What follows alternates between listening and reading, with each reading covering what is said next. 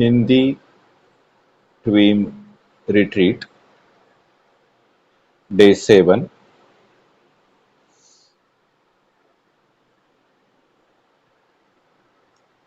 नमो तस्स भगवतो अरहतो सम्मा संबुद्धस्स। नमो तस्स भगवतो अरहतो सम्मा संबुद्धस्स।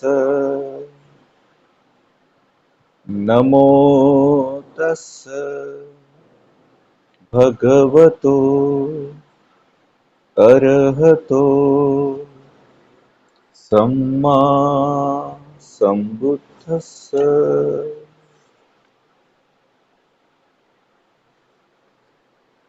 चूर्ण कम्म विभंग सुत्तंग। चूर्ण का अर्थ है छोटा, कम्म मतलब कर्म, विभंग कर्मों के टुकड़े टुकड़े करके देखना, सुत्तन उसके बारे में, सूत्र इसके बारे में।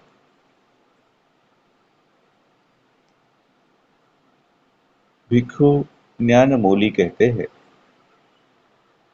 कि आपको दीर्घ जीवन चाहिए, आरोग्य चाहिए, सौंदर्य चाहिए, सत्ता चाहिए, ऐश्वर्य चाहिए, ऊंचे कुल में जन्म चाहिए और प्रज्ञा भी चाहिए।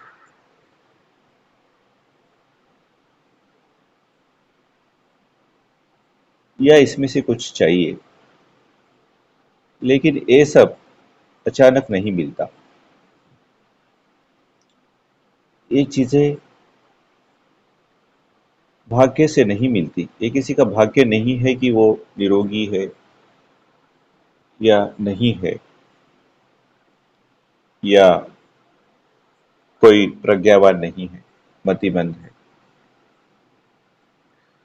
अभी हमें इस बात का पता नहीं चलता, लेकिन ये जो विषमता मानव जाति में दिखाई देती है, और किसी भी चीज की विषमता, ये सब अपने ही उस व्यक्ति के कर्मों के कारण होती है। हर व्यक्ति अपने कर्मों के फल चखता है। इसलिए अगर किसी को अल्प आयुष्य मिला है, कोई रोग मिला है, कुरूपता मिली है, बहुत प्रतिष्ठा नहीं मिली, गरीबी मिली है, नीचे कुल में जन्म हुआ है, या बुद्धि बहुत अच्छी नहीं मिली है और ये चीजें उसे अच्छी नहीं लगती,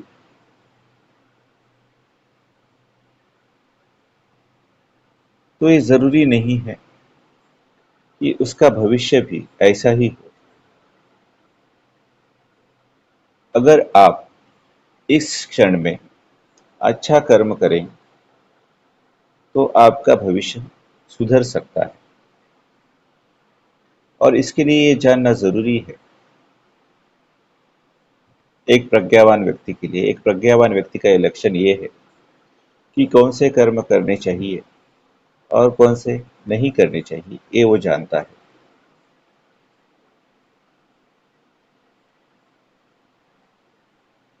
इससे हम जीवन में किसी भी दिशा में भटक नहीं जाते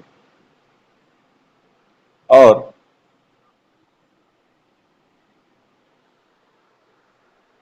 अनंतता भाव को व्यवहार की दृष्टि से एक ओर रखकर ये कह सकते हैं कि कुछ भविष्य की कुछ घटनाओं पर कुछ नियंत्रण पा सकते हैं। तो आज का सूत्र है चूर्ण कम्म विभंग सुत्त। कर्मों के परिणाम बताने वाला छोटा सा सूत्र, और इसी सूत्र को शुभ सूत्र भी कहा जाता है। शुभ सूत्र का शुभ शब्द का अर्थ है पवित्र। आजकल की भाषा में हम पवित्र को शुभ कहते हैं, और पुरानी भाषा में शुभ शब्द का अर्थ होता था सुंदर। तो इस सूत्र का एक नाम सुंदर सूत्र भी समझा जा सकता है। क्या कहा गया? एवं में सुतम, ऐसा मेरे द्वारा सुना गया। एकं समयं भगवा, एक समय भगवान। सावथियम विहरति, श्रावस्ती में विहार कर रहे थे। जेतवने, जेतवन में।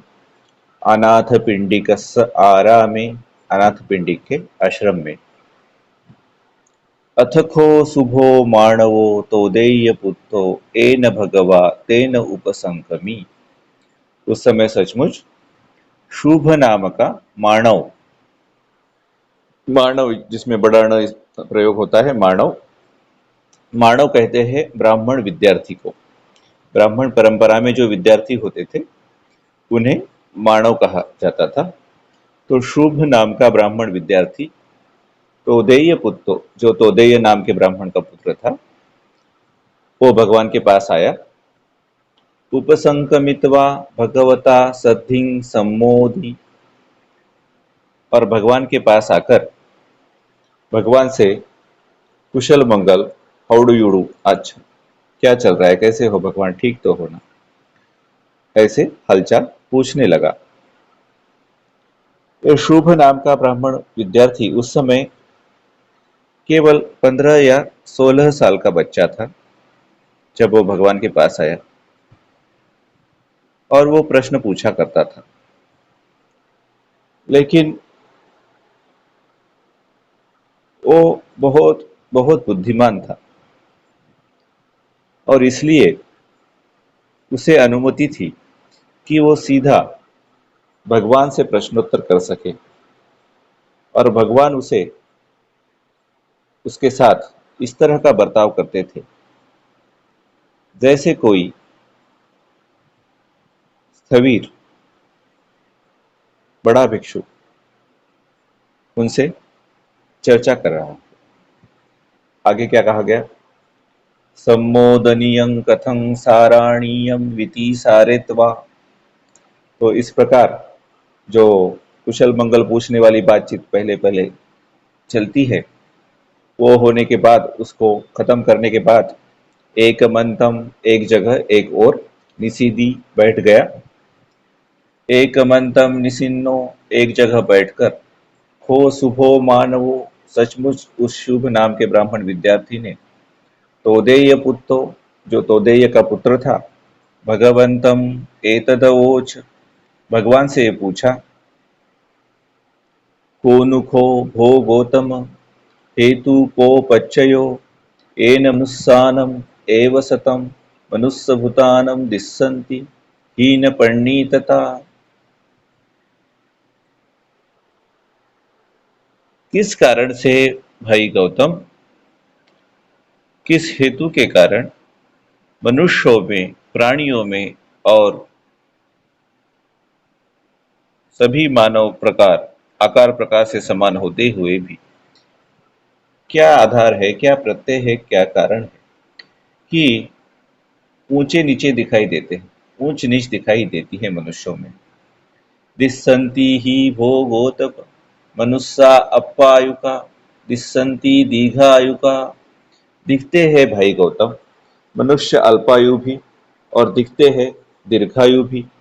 दिस्सन्ति बहवा बाधा, दिस्सन्ति अप्पा बाधा। दिखते हैं बहुत रोगग्रस्त भी, और दिखते हैं कम रोगग्रस्त भी। दिस्सन्ति दुर्बण्णा, दिस्सन्ति वर्णवंतो। दुर्वर्ण कुरूप लोग भी दिखते हैं, और वर्णवंतो सुंदर गोरे लोग भी दिखते हैं। दिस्सन्ति अप्पे सखा, दिस्सन्ति महे सखा। ऐसे लोग भी होते हैं जिनके पास बिल्कुल सत्ता नहीं होती, उनका समाज में मान नहीं रखा जाता। और ऐसे भी दिखते हैं जिनके पास बहुत सारी सत्ता होती है, उनका प्रभाव लोगों पर पड़ता है। दिस्सन्ति अपभोगा, दिस्सन्ति महाभोगा। गरीब भी दिखते हैं, अमीर भी दिखते हैं। दिस्सन्ति नीचकुलीना, दिस्सन्ति उच्चाकुलीना। दिखते हैं नीच कुल में जन्म लेने वाले भी और दिखते हैं उच्च कुल में जन्म लेने वाले भी। दिस्सन्ति दुप्पन्या, दिस्सन्ति पन्यवंतो। मतिमंद भी दिखते हैं और बुद्धिमान भी दिखते हैं। को नुखो भो गौतम, ऐसा क्यों होता है भाई गौतम? हेतु को पच्चयो, किस कारण से, किस आधार पर? एन मनुस्सानम एवं सतम मनुष्य भूतानम दिस्सन्ति हीन परिणीतता। ये ऊंच नीच, ये विषमता, ये भेदभाव मनुष्यों में क्यों दिखाई देता है? अब भगवान उसे जवाब देते हैं, कम्मस्स का मानव सत्ता कम्मदायादा कम्म योनि कम्म बंधु कम्म पटि शरणा कम्मम सत्ते विभजति यदिदम हीन परिणीतताया। हे विद्यार्थी, प्राणी जिसका धन कर्म ही है ऐसे होते हैं। कर्मदायात, कर्म ही उन्हें विरासत में मिलता है। कर्म योनि, कर्म से ही वो जन्म लेते हैं। कर्म बंधु, कर्म ही उनका भाई है। और कर्म प्रतिशरण, कर्म के ही सहारे वो जीते हैं। अतः प्राणियों का कर्म ही उन्हें ऊंचा नीचा बनाता है। अब शुभ नाम का वो ब्राह्मण विद्यार्थी भगवान से फिर पूछता है, न खो अहम ईमस्य भूतो गौतमस्य संकीर्तेन भासितस्य वित्थारेण अर्थम अविभक्तस्य वित्थारेण अर्थम आजानामि। भाई गौतम, मैं आपके इस संक्षिप्त कथन का तात्पर्य ठीक से नहीं समझ पाया। साधु में भवम गौतमो तथा धम्मम देशे तु यथा अहम इमस्य भूतो गौतमस्य संकीर्तेन भासितस्य वित्थारेण अर्थम अविभतस्य वित्थारेण अर्थम आजानेयम्ति। अच्छा हो भाई गौतम, आप इसे कुछ विस्तार से ऐसा बताएं कि मैं आपके कथन के मर्म को भली भांति समझ सकूं। फिर भगवान ने कहा, ते नहीं मानव सुना ही, तो हे ब्राह्मण विद्यार्थी सुनो। साधुकम मनसी करो ही, अच्छी तरह से ध्यान देकर सुनो, मन में करो। भाषित सामीति, अभी मैं बताता हूं। तो फिर ये शुभ नाम का ब्राह्मण विद्यार्थी भगवान से कहता है, एवं भो, अच्छा भाई, तीखो शुभो मानवो तोदेय पुत्रो भगवतो पच्चसोसी। इस प्रकार सचमुच शुभ नाम के उस ब्राह्मण विद्यार्थी ने, जो तोदेय का पुत्र था, भगवान को उत्तर दिया। भगवा एतदवोच, भगवान ने कहा, इध मानवो एकच्छो इत्थि वा पुरुषो वा पाणातिपाती होती लुद्धो लोहित पाणी हतपहते निविठो अदया पन्नो पाणभूतेषु। यह मानव कोई स्त्री या पुरुष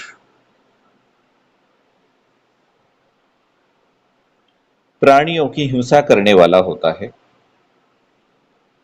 लुद्धो मतलब रुद्र, क्रोधी होता है। खून से रंगे हाथों वाला, मारकाट में लगा हुआ एवं सभी प्राणियों के प्रति निर्दय हो, सो तेन कम्मेन एवं समत्तेन एवं समादिन्नेन कायस्य भेदा परम मरणा अपायम दुर्गतिम विनिपातम निरयम उपपज्यति। इस प्रकार गृहीत एवं इस प्रकार प्राप्त कर्म से वह जब काया को छोड़ता है तो मरने के बाद दुर्गतिमय नरक में उत्पन्न होगा। नोचे कायस्य भेदा परम मरणा अपायम दुर्गतिम विनिपातम निरयम उपपज्यति सच्चे मनुस्सत्तम आगच्छति यत्थ यत्थ पच्चा जायति अप्पायुको होती, यदि किसी कारण, मतलब कभी कभी ऐसा होता है कि मृत्यु के समय कोई पुण्य का संस्कार जागता है और फिर उसका नरकपात नहीं हो पाता, वो नरक में नहीं जा पाता, तो मनुष्य का जन्म उसे प्राप्त होता है। लेकिन जहां जहां वह उत्पन्न होगा अल्प आयु वाला ही होगा, उसकी आयु ज्यादा नहीं होगी। अप्पायुक संवत्निका ऐसा मानव पटिपदा यदिदम पाणातिपाती होती लुब्धो लोहित पाणी हतपहते निविट्ठो अदयापन्नो पाणभूतेषु। मानव उसका पूर्व जन्म में प्राणी हिंसा करने वाला होना, क्रोधी होना, खून से रंगे हाथों वाला होना, मारकाट में लगा हुआ होना, सभी प्राणियों के प्रति निर्दय होना, यही कारण है कि उसकी अब इस वर्तमान जन्म में अल्प आयु होती है। उसका प्रधान कारण वही।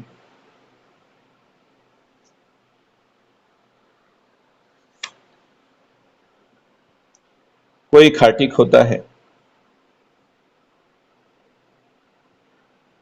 वो सहसा निरोगी नहीं होता, और ये जो प्राणी काटने वाले लोग होते हैं, जिनका वो धंधा होता है, वो ज्यादा दिन जीवित नहीं रहते। हम देखते हैं कि कई बार कोई औरत बच्चों को जन्म देती है और वो बच्चा बहुत कम समय तक जीवित रहता है और मर जाता है, और सब आश्चर्य करते हैं कि क्यों हुआ, क्यों हुआ, क्यों हुआ। वस्तुतः उस औरत का उसमें कोई दोष नहीं है कि वो बच्चा जल्दी मर गया। वह उस बच्चे का दोष होता है कि उसने पिछले जन्म में प्राणियों की हत्या की हुई होती है, और इसके कारण वह दीर्घायुष्य नहीं पा सकता।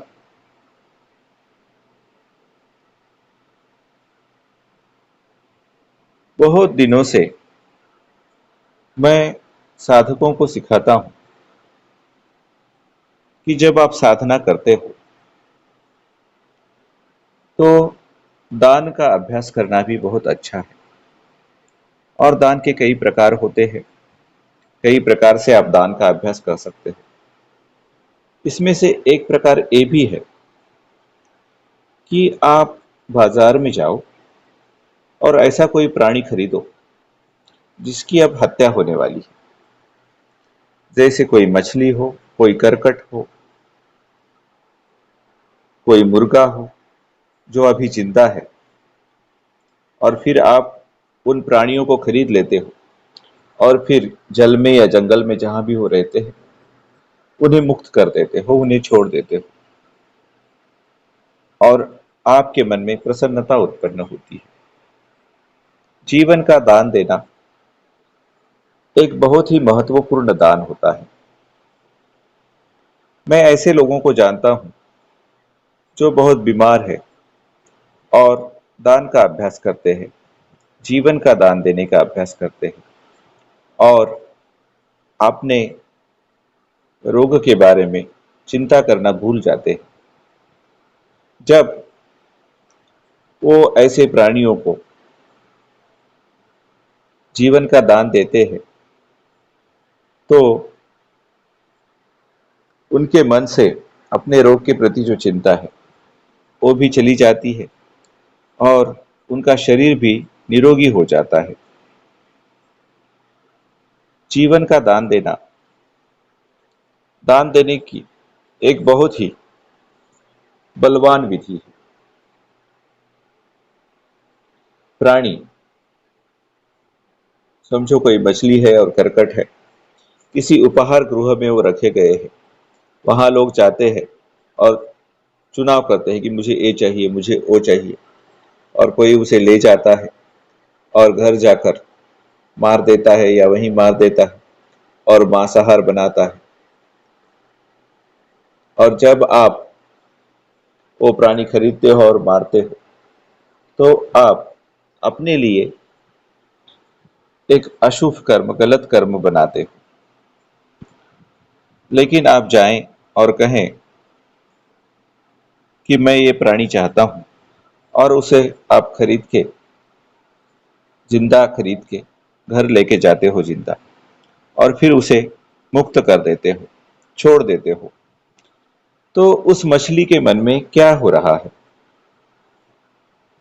मछली को पता चलता है कि वो पकड़ी गई है, और मछली ये भी जानती है कि उसे मारा जाने वाला है। क्यों? क्योंकि वो मछली देखती है कि अलग अलग मछलियां खरीदी गई इससे पहले और उन्हें मार दिया गया, और उस मछली के मन में डर पैदा होता है, भय पैदा होता है जब कोई आता है और उन्हें खरीद लेता है। और वो मछली बहुत बहुत दुखी हो जाती है। फिर उन्हें उपहार गृह से निकाला जाता है, वहीं का वहीं उन्हें मारा नहीं गया। फिर भी वो सोचते हैं कि घर जाकर मारा जाएगा, और फिर उस मछली को आप जाकर समंदर में छोड़ देते हो, फिर से समंदर में। तो आपने क्या किया? उस मछली के लिए जीवन का जो सबसे बुरा दिन था, क्योंकि वो मारी जाने वाली थी, बहुत बड़ा भय उसके मन में था, बहुत बड़ी चिंता उसमें मन में थी, और अब उसने देखा कि आपने उसे समंदर में छोड़ दिया, तो जो उसका जीवन का सबसे दुखी दिन बनने वाला था, वही उसके जीवन का सबसे अच्छा दिन बन गया। अब वो जिंदा रह सकती है। सभी प्राणी जिंदा रहना चाहते हैं, और जब आप उन्हें जीवन का दान देते हो, आप अपने ही आप मन में कहो कि मैं चिंता छोड़ देता हूं, मैं दुख छोड़ देता हूं, और जो भी भय के प्रति चिपका है वो छोड़ देता हूं। मैं कुछ लोगों को जानता हूं जिन्हें कर्क रोग है, कैंसर है, और वो कर्क रोग से छुटकारा पाना चाहता है। आप रोग मुक्त रहना चाहते हो, आप मरना नहीं चाहते, फिर वो कुछ प्राणी खरीद लेते हैं और उन्हें जीवन का दान देते हैं, और अपने कर्क रोग के बारे में चिंता और भय छोड़ देते हैं। और जो पुण्य वो इस प्रकार की क्रिया से कमाते हैं, वो उनके पास वापस भी आता है। मलेशिया में एक साधिका थी जो मेरे पास आई और कहने लगी कि 1 महीने में वो मरने वाली है। वैद्यों ने उसे बताया है कि वो अब उसके लिए कुछ नहीं कर सकते। कर्क रोग इतना बढ़ चुका है कि वो अब बहुत वेदनाओं के साथ मृत्यु को प्राप्त होने वाली है। और उसने मुझे पूछा कि इस 1 महीने में खुश रहने के लिए मैं क्या कर सकती हूँ। मैंने उसे कहा कि कोई प्राणी खरीद लो और उसे मुक्त कर दो, और उससे जो तुम्हारे मन में खुशी होगी उसके ऊपर ध्यान करो, उसके साथ रहो, उसके ऊपर मन को स्थिर करो, और मुस्कुराते रहो और हंसते रहो। तो वो मछुआरों के पास चली गई और उनके पास बेचने के लिए कुछ मछलियां थी। उसने 100 मछलियां खरीदी और उनको समंदर में लेके गई, और समंदर में उनको छोड़ दिया। और मछलियों को जीवन दान देने से उसके मन में बहुत खुशी आई, और वो मुस्कुराने लगी। और ऐसा हुआ कि हर दिन वह यही जीवन दान देने का कार्य करने लगी, और भूल ही गई कि 1 महीने के बाद उसे वैद्यों के पास जाना था। 1.5 महीने के बाद वो वैद्य के पास चली गई, और अब वो बहुत खुश थी। उसे रोगी होने का अनुभव नहीं हो रहा था। वैद्यों ने उसकी जांच की और कहा कि तुम क्या कर रही हो, किस प्रकार की औषधि तुमने ली है, मैं ये जानना चाहता हूँ। तो उस साधिका ने कहा कि मैंने सारी औषधियाँ छोड़ दी।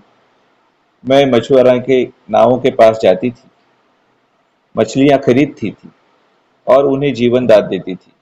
हर दिन मैं यही करते आई और उसके साथ मैं मुस्कुराती रही, हंसती रही और खुश होती रही। यूं कहे कि मैं हर क्षण में, इसी क्षण में खुश रहना सीखने लगी और उसका कर्क रोग ठीक हो गया। उसे अब कोई कर्क रोग नहीं रहा। जीवन का दान एक बहुत ही बलवान दान होता है।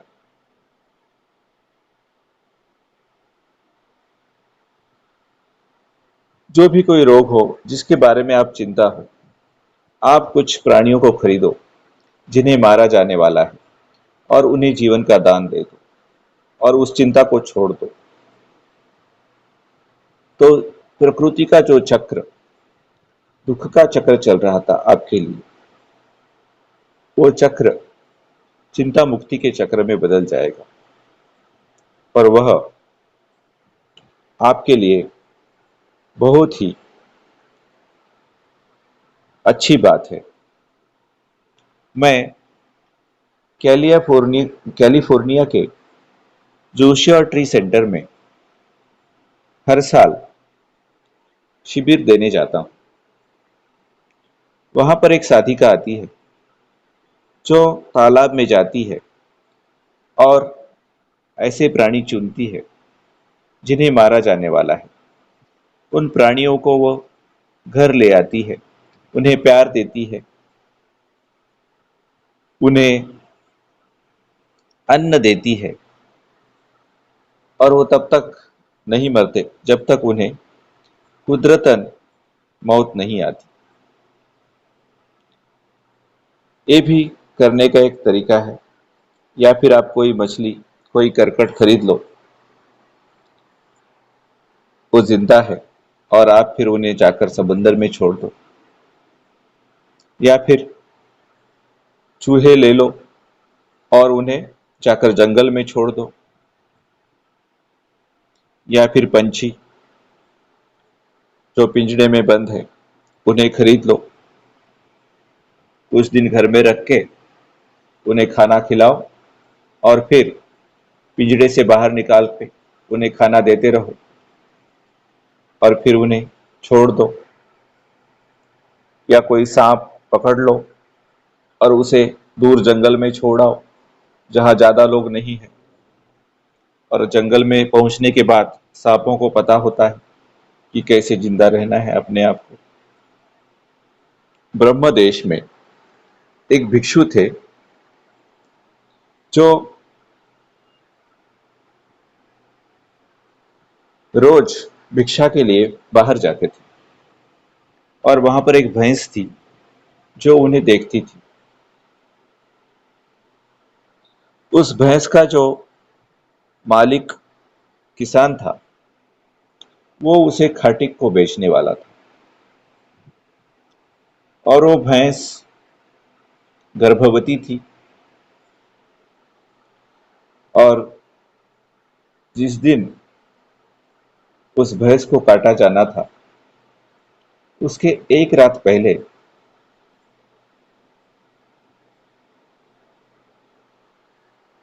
उस भिक्षु के मन में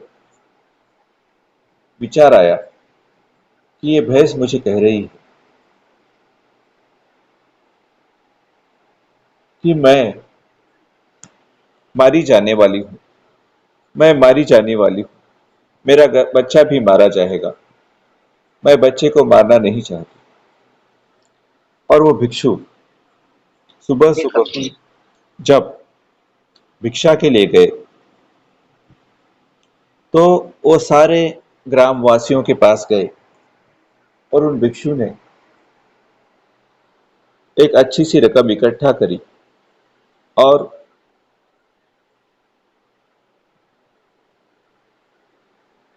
जितनी रकम उस खाटिक से उस किसान को मिलने वाली थी, उतनी रकम उस किसान को दे दी और उस भैंस को जंगल में छोड़ आए। वो भैंस भैंस एक प्राणी है, उसकी जुबान नहीं होती, लेकिन उस भैंस ने भी उसके प्रति ऐसी कृतज्ञता दिखाई कि वो भिक्षु के पास अपने सामने वाले पैरों के घुटने उसे टीके घुटने उसने टेक दिए और उस भिक्षु को उस भैंस ने नमस्कार किया और उसके चित्र अभी भी ब्रह्मदेश में मिलते हैं। उस भिक्षु ने उस दिन दो जीवों को बचाया। कितना पवित्र दान। चलो आगे देखते हैं भगवान ने क्या कहा। इधपन मानव एकच्छो इत्थि वा पुरिसो वा पाणातिपातं पहाय पाणातिपाता पटिविरतो होति निहित दंडो निहित सत्थो लज्जी दयापन्नो सब्बपाण भूत हितानुकंपी विहरति। फिर मानव, यहाँ कोई स्त्री या पुरुष प्राणी हिंसा को छोड़कर उससे दूर रहता है, किसी पर दंड या शस्त्र नहीं उठाता, अपने हाथ खून से नहीं रंगता, क्रोधी नहीं होता, मारकाट में नहीं लगता, सभी प्राणियों के प्रति दया रखता है, इस प्रकार रहित एवं इस प्रकार प्राप्त कर्म से वह काया छोड़ मरने के बाद सुगति में स्वर्ग लोक में उत्पन्न होगा। यदि किसी कारण वह स्वर्ग में उत्पन्न न हो पाए तो इस मनुष्य योनि में जहां जहां उत्पन्न होगा वहां वहां दीर्घ आयु वाला होगा। मानव, उसका जन्म में प्राणी हिंसा से विरत रहना, क्रोधी न होना, खून से रंगे हाथों वाला न होना, मारकाट में लगा हुआ न होना, सभी प्राणियों के प्रति दयावान होना, यही प्रधान कारण है कि इस जन्म में वो दीर्घायुषी होता है। इसलिए साधकों, अगर आप लंबी आयु चाहते हो तो जीवन का दान देना सीखो, जीवन का हरण करना, हिंसा करना मत सीखो। आगे क्या कहा गया? भगवान कहते हैं, इध मानव एकच्छो इत्थि वा पुरिसो वा सत्तानं विहेठक जातिको होति पाणिना वा लेड्डुना वा दंडेन वा सत्थेन वा सोतेन कम्मेन एवं समत्तेन एवं समाधिन्येन कायस्य भेदा परम मरणा अपायं दुर्गतिं विनिपातं निरयम् उपपज्यति।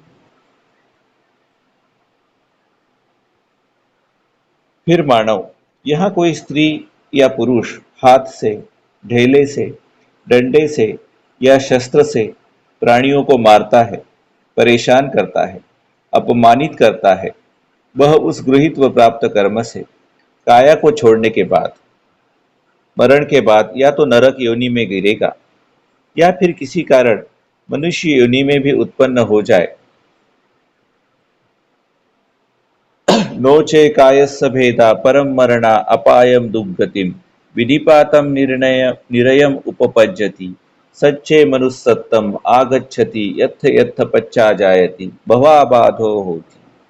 किसी कारण अगर वो नरक में नहीं जा पाया, वही पुण्य उसका जागा और वो मनुष्य योनि में उत्पन्न हो गया, तो यहाँ वह सदा रोगी रहेगा। भवाबाध संवत्तनिका ऐसा मानव पटिपदा इदिदम सत्तानम विवेठक जाति को होती पाणी नावा लेड्डू नावा दंडे नवा सत्थे नावा। तो उसके इस रोगग्रस्त होने का कारण यही है कि पिछले जन्म में उसने हाथ से, ढेले से या डंडे से या शस्त्र से प्राणियों को परेशान किया था। आप देखते हैं कि जो खाटी के लोग होते हैं वो दीर्घायुषी नहीं होते, और कुछ कुछ ऐसी आजीविकाएं भी होती है जो ऊपर ऊपर से हमें बड़ी सम्यक आजीविका लगती है। जैसे कोई डॉक्टर की आजीविका हो और उसे रुग्णों के भले के लिए शस्त्र चलाना पड़ता है, लेकिन कई बार ऐसा होता है कि कुछ डॉक्टर्स बेवजह शस्त्रक्रिया कराते हैं, बेवजह ऑपरेशंस कराते हैं, तो वो डॉक्टर्स भी ज़्यादा देर जी नहीं पाते और कई रोगों से ग्रस्त होते हैं। आगे क्या कहा गया? इधपन मानव एकच्चो इत्थीवा पुरुषो वा सत्तानम अविहेठक जाति को होती पाणिना वा लेड्डुना वा दंडेन वा सत्थेन वा। मानव, यहाँ कोई स्त्री या पुरुष प्राणियों को हाथ से, ढेले से, डंडे से या शस्त्र से कभी परेशान नहीं करता, कभी उनका अपमान नहीं करता। सोतेन कम्मेन एवं समत्तेन एवं समाधिन्नेन कायस्स भेदा परम मरणा सुगतिम सग्गम लोकम उपपज्यति। तो इस कर्म के प्रभाव से काया छोड़ने के बाद वो सुगति को प्राप्त होता है, स्वर्ग लोक में जन्म लेता है। नोचे कायस्स भेदा परम मरणा सुगतिम सग्गम लोकम उपपज्यति। अगर किसी कारण से वह स्वर्ग में पैदा नहीं हो पाया तो सचे मनुस्सत्तम आगच्छति यत्थ यत्थ पच्चा जायति अप्पा बाधो होती। तो मनुष्य लोक में उसका जन्म होता है, और जहां जहां भी उसका जन्म होता है वहां वहां वो ज्यादा रोगग्रस्त नहीं होता। अप्पा बाध संवत्तनिका ऐसा मानव पटिपदा एदिदम। और उसके कम रोगग्रस्त होने का कारण क्या होता है? यही होता है सत्तानम अविहेठक जाति को होती पाणी नावा लेड्डू नावा दंडे नवा सत्थे नवा। यही होता है कि वह किसी को हाथ से, ढेले से, डंडे से या शस्त्र से पिछले जन्म में नहीं मारता। जब आप किसी और को पीड़ा नहीं देते हो तो आप भी पीड़ा से मुक्त रहते हो, रोग मुक्त रहते हो। जैसे जैसे आप करुणा का अधिक और अधिक अभ्यास करने लोगों के, केवल मनुष्यों के लिए ही नहीं बल्कि पालतू प्राणियों के लिए भी नहीं केवल, बल्कि छोटे छोटे प्राणियों के लिए भी, मनुष्य के लिए और पालतू प्राणियों के लिए भी तो सभी में कम अधिक करुणा होती ही है, लेकिन कीड़ों मकीटों के लिए, मच्छरों के लिए भी आपके मन में करुणा हो। जब कोई मच्छर आपको काट जाए तो आप क्या करो? उसके बारे में सोचो भी मत।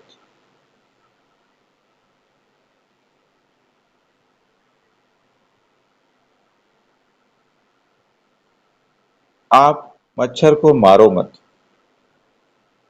और जब मच्छर आपके शरीर पर आ जाए तो उसके मुंह से उसे हवा दे दो, मुंह की हवा से उसे निकाल दो, क्योंकि काटेगा तो वो भी बहुत अच्छा नहीं होगा।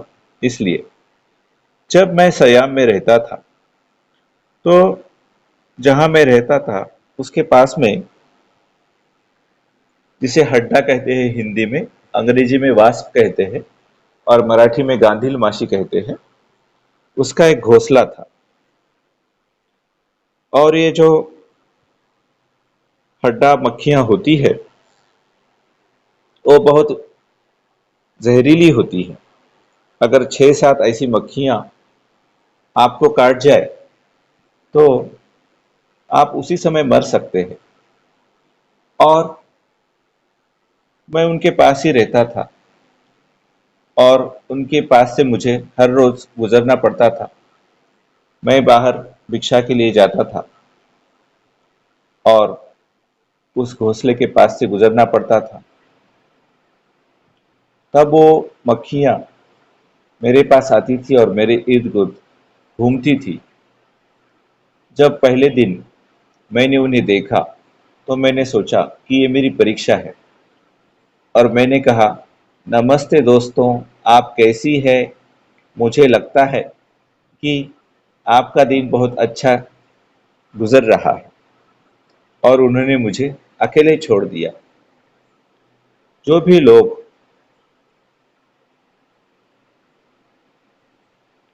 मुझे देखने के लिए आते थे वो उस घोंसले को देखकर बहुत जल्दी मेरी कुटी के अंदर चले जाते थे, क्योंकि वो मक्खियाँ उनके पीछे लगती थी और उन्हें काटने की कोशिश करती थी।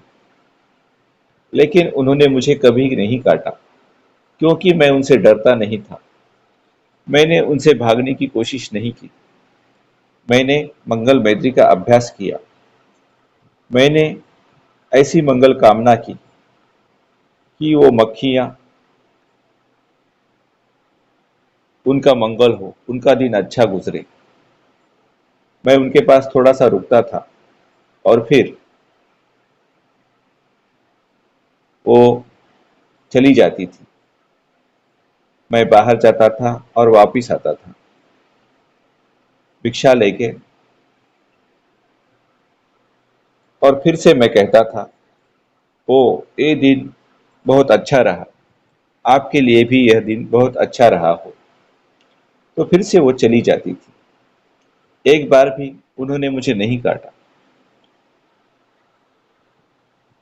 और जब कोई मुझे मिलने आता था और उन्हें ये मक्खियाँ अच्छी नहीं लगती थी तो वो उन्हें भगाने की कोशिश करते थे और उससे वो मक्खियाँ बहुत गुस्सैली हो जाती थी।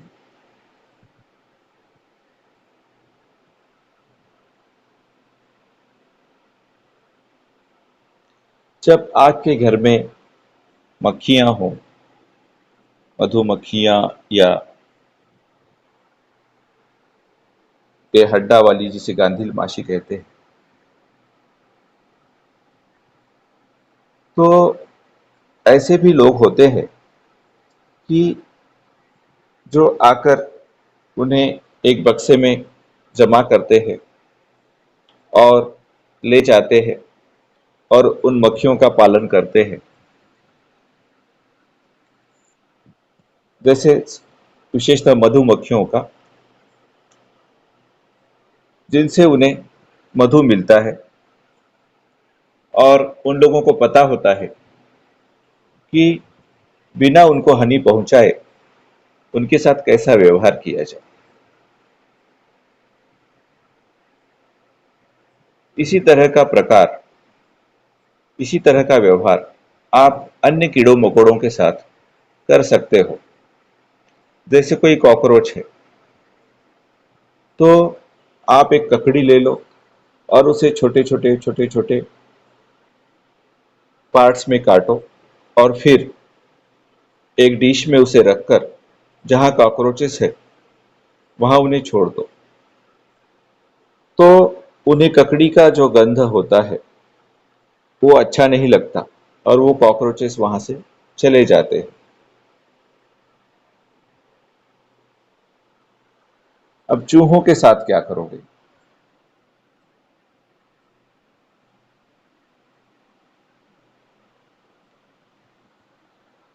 चूहों को मंगल मैत्री दे दो और एक बिल्ली का पालन करो, तो बिल्ली को देख के चूहे भाग सकते हैं। उनको जो पता चल जाता है कि बिल्ली हमें मारने वाली है।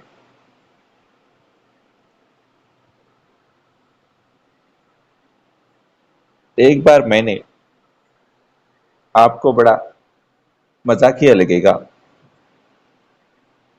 चूहों को चिट्ठी लिखी। मैंने लिखा कि आप यहां रहते हो, ये अच्छा नहीं है। आप अगर यहां रहोगे तो मुझे आपको हानि पहुंचानी पड़ेगी। कृपया चले जाइए। और मैंने उसे फर्श पे रख दिया और बड़े हंसी की बात है कि वो सचमुच चले गए। अगर आपके घर में चींटियां हैं और आप चींटियों से मुक्त होना चाहते हो, तो आप पानी ले लो और उसमें पेपर डालो, PEPPR पेपर, काली मिर्च, और उसका स्प्रे घर में करो, तो चींटियां बिना मरे चली जाएगी।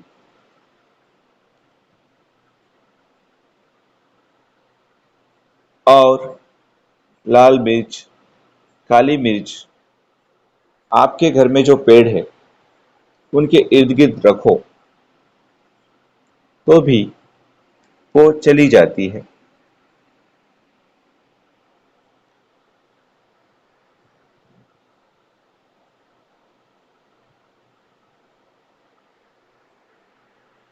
धम्मसुखा.org जो हमारा संकेत स्थल है, उसके ऊपर एक पेज है।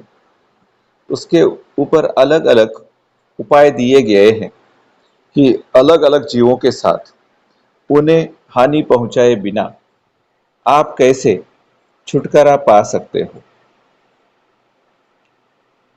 कुत्ते होते हैं और वो आपकी हरियाली के ऊपर, लॉन के ऊपर आना चाहते हैं। अगर आप किसी प्लास्टिक बॉटल में पानी रखो और उसे हरियाली पे, लॉन पे रख दो, तो पता नहीं क्या कारण है, उस पानी वाली प्लास्टिक बॉटल को देखकर कुत्ते हमारे आंगन में आना पसंद नहीं करते। ऐसा मैंने देखा है। एक बार ऐसा होते हुए मैंने देखा था, पर पता नहीं हर बार वो काम करेगा या नहीं।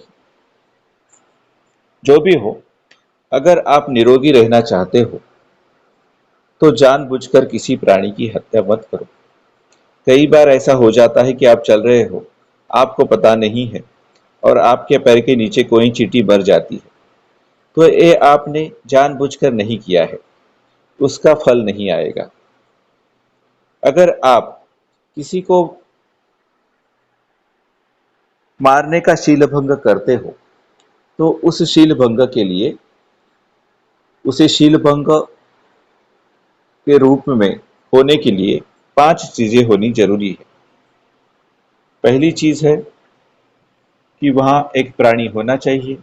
दूसरी चीज है, आपके मन में उसे मारने का भाव होना चाहिए। तीसरी चीज है, आपके हाथ में शस्त्र होना चाहिए। चौथी चीज है, आप उस शस्त्र का उपयोग करें ऐसा होना चाहिए। और पांचवी चीज है कि वह प्राणी मरना चाहिए। ये पांचों चीजें जब पूरी होगी, तभी शीलभंग पूरा होता है। अगर पांचों में से कोई भी एक चीज नहीं है, तो फिर वो शीलभंग नहीं कहा जाएगा। आप चल रहे हैं और आपके पैर के नीचे कोई चींटियों की लाइन आ गई आपके बिना देखे, और वो चींटियां मर गई, तो अगर ये जानबूझकर नहीं किया है, तो ये शीलभंग नहीं माना जाएगा। क्या हम किसी प्राणी को उसकी बीमारी से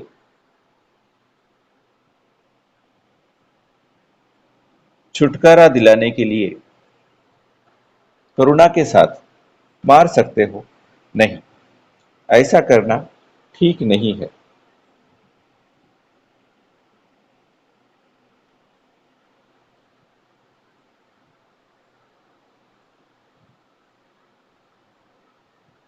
कोई वेंटिलेटर पे है और उसका वेंटिलेटर निकालना चाहते हो,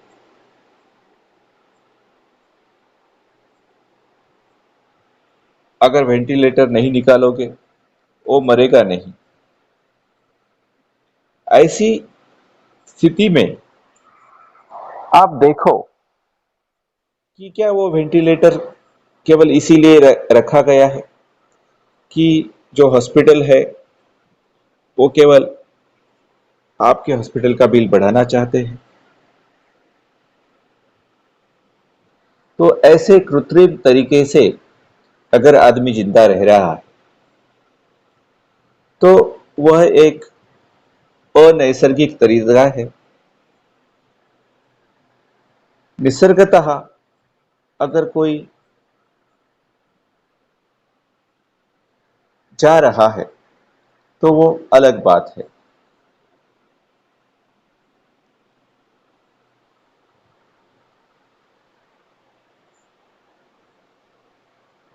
इस देश में कई लोग नहीं जानते कि जीवन जीने का सही तरीका क्या है। हर कोई सोचता है कि मैं जवान हूं और मैं हमेशा जवान रहने वाला हूं। जब आप प्राणियों के जीवंत रहने के और फिर मरने के जो कुदरतन स्वभावतः प्रक्रियाएं हैं उसे नहीं देख पाते और उसे स्वीकारते नहीं, तो आप अपने आप को पीड़ा देते हैं। कुदरत को कुदरत की तरह रहने दो। वियतनाम में इस प्रकार के यंत्र नहीं है। पीपल लोग जीते हैं और मरते हैं और निसर्गतः मरते हैं। आप किसी भी व्यक्ति को जब तक वो जिंदा है उसे आदर दो, सम्मान दो, प्यार दो, उसका जीवन आरामदेह बनाओ और अपना समय उन प्राणियों के लिए, उन लोगों के लिए मंगल कामना करने में बिताओ।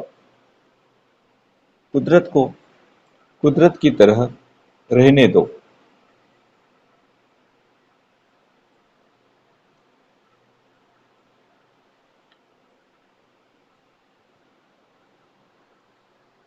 आगे क्या कहा गया?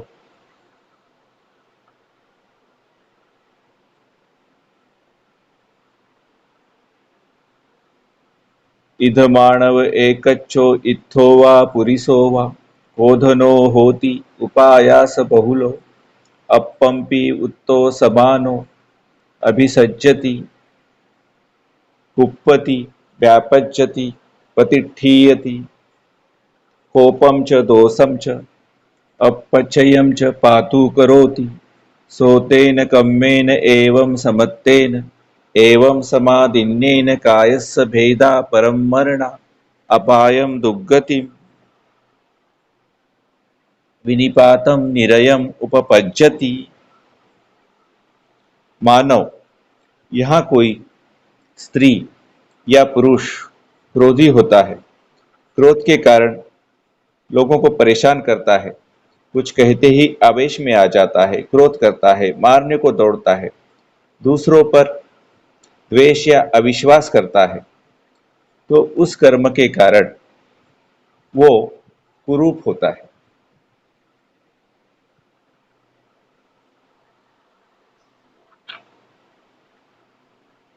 क्या आपने कभी किसी को बहुत क्रोधित होते हुए देखा है? उसका चेहरा देखा है?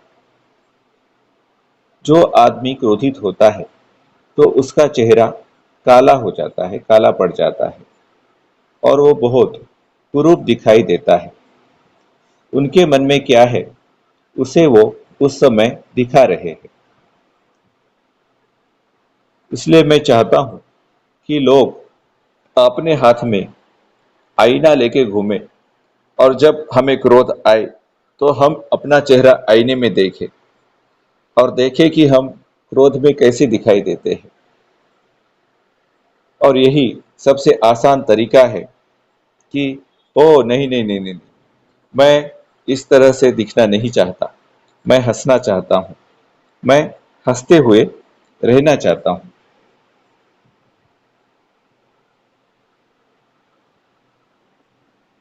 तो तुब्बण्ण संवत्तनिका ऐसा मानव पटिपदा यदिदम ओधनो होति उपायास बहुलो अपम्पि वुत्तो समानो अभिसज्जति कुप्पति व्यापज्जति प्रतिठीयति कोपम च दोषम च अपच्छयम स पातु करोति। क्रोधी आदमी जब दूसरा जन्म लेता है मनुष्य का, तो वो कुरूप होके जन्मता है, दुर्वर्ण होके, काला होके भी जन्म लेता है। इसलिए उसके काले होने का, कुरूप होने का यही कारण होता है कि पिछले जन्म में वो क्रोधी होता है। आगे क्या कहा गया? इधपन मानव एकच्चो इत्थि वा पुरुषो वा अक्कोधनो होति अनुपायास बहुलो बहुम्पि उत्तो समानो नाभिसज्जति न कुप्पति न व्यापच्यति न प्रतिठीयति न कोपम च दोषम च अपच्छयम च पातु करोति। मानव यहाँ कोई क्रोध नहीं करता, द्वेष नहीं करता, क्रोध से आवेश में आकर दूसरे पर अविश्वास नहीं करता, तो उस कर्म से वह स्वर्ग में पैदा होता है। सो तेन कम्मेन व समत्तेन एवं समाधिन्येन कायस्य भेदा परम मरणा सुगतिम सग्गम लोकम उपज्जति। नोचे कायस्य भेदा परम मरणा सुगतिम संगम लोकम उपज्जति। अगर वो काया के भेद के ऊपर मरने के बाद स्वर्ग में नहीं पैदा हो सका, तो सचे मनुष्यत्वम आगच्छति यथ यथ पच्चा जायति पासादिको होति। तो जहां जहां वो जन्म लेगा, वो ऐसे स्वरूप का होगा कि जिसे लोगों को देखकर अच्छा लगे।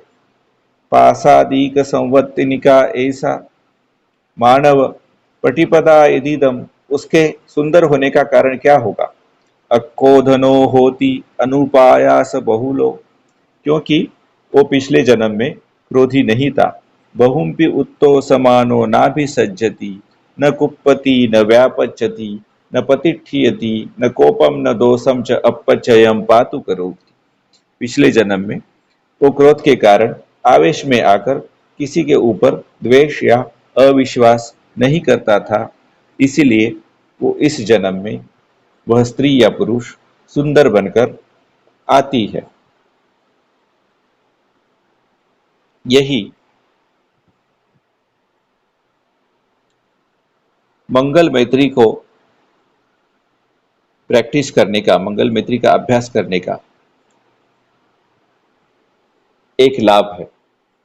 भगवान ने मंगल मैत्री के अभ्यास के 11 लाभ बताए हैं, और उसमें से एक लाभ है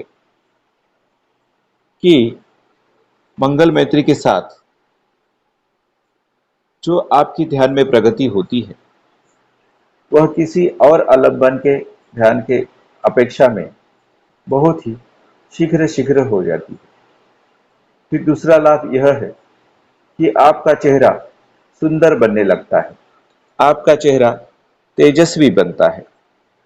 जितना आप ज्यादा मुस्कुराते हो, उतना ही आप सुंदर बन जाते हो, और आप देखोगे कि आपको मिलने वाले लोग इस बात को पहचानेंगे और कभी कभी आपको एक कॉम्प्लीमेंट भी देंगे।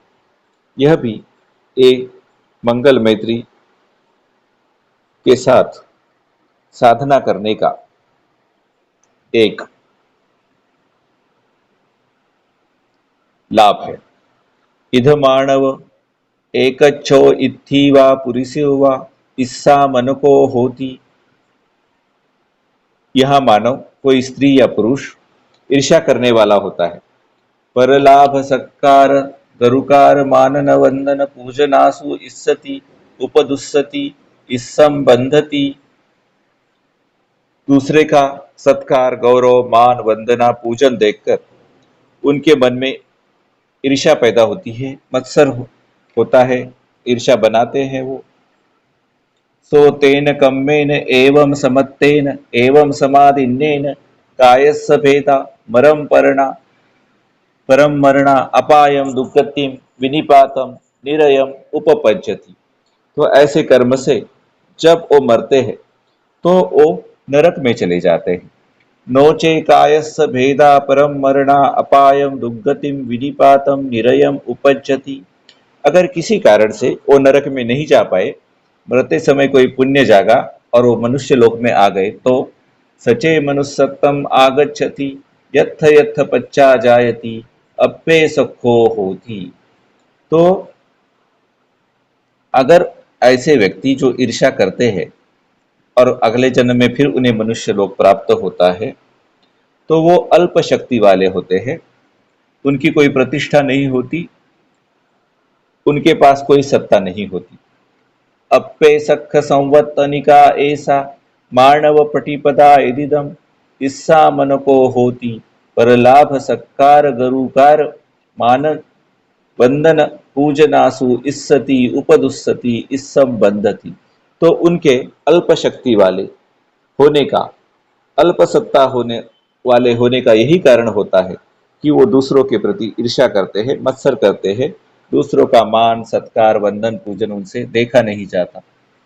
इधपन मानव एकच्चो इत्थीवा पुरुषो वा अनिस्सा मन को होती परलाभ सत्कार गरुकार मानन वंदन पूजनासु न इस्सति न उपदुस्सति न इस्सम बंधनति।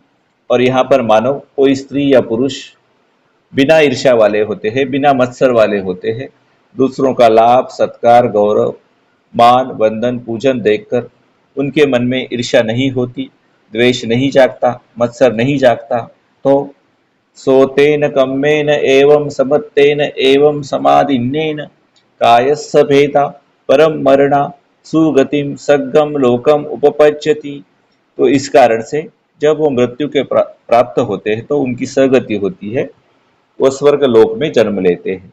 नोचे कायस्स भेदा परम मरणा सुगतिम सग्गम लोकम उपज्यति। अगर किसी कारण में वह स्वर्ग लोक में नहीं जा पाते, तो सचे मनुष्यत्वम आगच्छति यत्थ यत्थ पच्चा जायति महे सुखो होती। तो वो मनुष्य लोक में जन्म लेते हैं, और जब मनुष्य लोक में उन्हें जन्म मिलता है तो वो बड़े प्रतिष्ठा वाले और सत्ता वाले होते हैं। क्या आपको कोई आश्चर्य होता है जब आप देखते हो कि किसी किसी व्यक्ति का उसके इर्द गिर्द वाले लोगों पर बहुत ही प्रभाव पड़ता है। वो व्यक्ति आकर कुछ कहता है और सभी लोग मान जाते हैं कि हाँ हाँ बिल्कुल हम वैसा ही करेंगे, और कुछ लोग उसी तरह की बात आकर कहे तो उन्हें कोई नहीं सुनता। इसका कारण यही है कि जिन लोगों का कोई नहीं सुनता, पिछले जन्म में उन लोगों ने किसी का सत्कार देखकर, किसी का मान देखकर, किसी का गौरव देखकर उसके साथ ईर्ष्या की है। उस समय उनके मन में मत्सर था, तो अगले जन्म में वो बिना प्रभाव वाले जन्म लेते हैं। उन्हें ये भी अच्छा नहीं लगता कि ये कोई अच्छी बात है किसी को गौरव करना। अगर आप इस जीवन में इस चीज को बदलना चाहते हो, आपका इर्द गिर्द के लोगों पर कोई प्रभाव नहीं पड़ता है, तो आप एक काम करो कि लोगों को आदर देना आरंभ करो, लोगों को सम्मान देना आरंभ करो, दूसरे के लाभ में अपने आप को सुखी बनाने की कोशिश करो। किसी को नौकरी में बढ़ती मिल गई तो अपने अंदर खुशी जगाओ, ओह अच्छा हुआ कि आपको बढ़ती मिल गई। और ऐसी आदतें जब आप अपने आप की बनाने लगोगे, तो आपके जीवन में भी, आपका भी इसी जीवन में भी लोगों पर प्रभाव पड़ सकता है और दूसरे लोग आपको सुनने लग सकते हैं। और इसे आपको ईमानदारी के साथ करना पड़ेगा, ऊपर ऊपर से नहीं।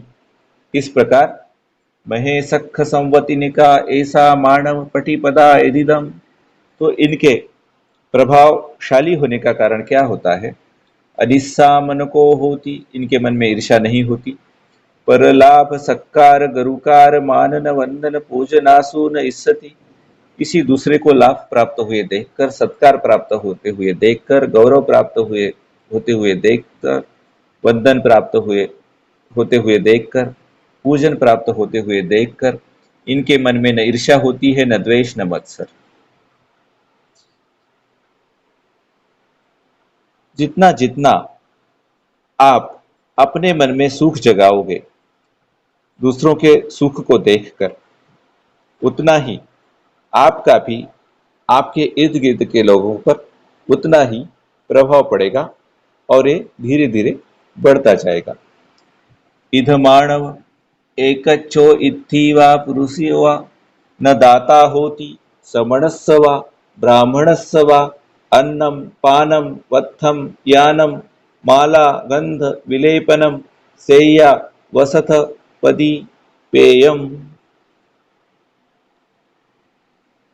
और हे मानव, कोई स्त्री या पुरुष है, वो दान नहीं देता, किसी श्रमण को भी दान नहीं देता और किसी ब्राह्मण को भी दान नहीं देता। किस चीज का दान नहीं देता? अन्न का दान नहीं देता, पान का दान मतलब पीने की चीजों का दान नहीं देता, वस्त्र का दान नहीं देता, वाहन का दान नहीं देता, माला गंध शैया औषध और दिए तथा घरों का दान श्रमणों को और ब्राह्मणों को नहीं देता। तो क्या होता है?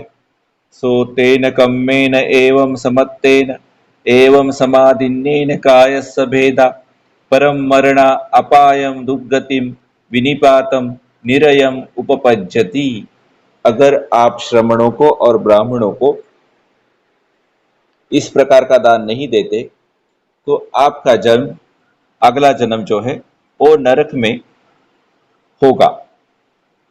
यह भगवान कह रहे हैं, नोचे कायस्य भेदा परम मरणा अपायम दुर्गतिम विनिपातम निरयम उपपज्यति।